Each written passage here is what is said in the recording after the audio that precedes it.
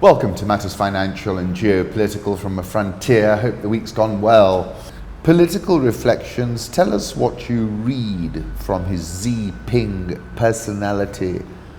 I heard you in an interview say that he is not ingratiating himself, he is imposing himself.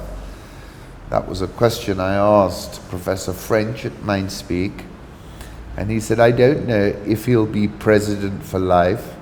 There are many things we don't know. He has set himself up in theory to rule indefinitely. We don't know what could happen to this person. If you're an authoritarian, nobody can remove you. That's an essential quality of being an authoritarian leader.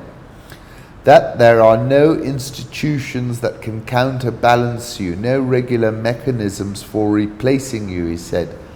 It's interesting that in the response that the Chinese have put out, the narrative to the American demands, that Xi Jinping chose not to take the entire pedestal risk. He said that basically when he put it to the Politburo, they, essentially said no way.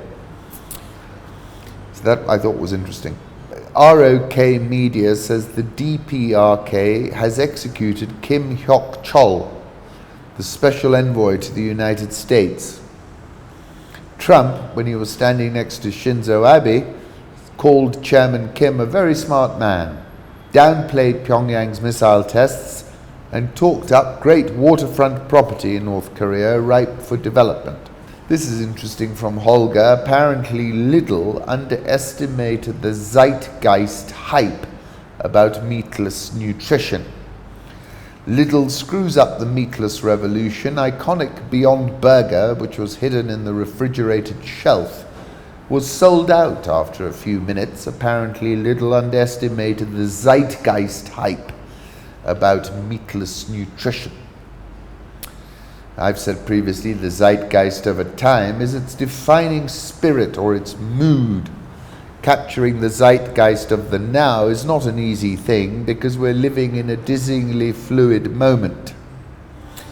Gladwell stated, ideas and products and messages and behaviors spread like viruses do. And my point is that millennials, like the way they discovered the virtues of avocado, the behaviors spread like a virus, and boom, prices skyrocketed.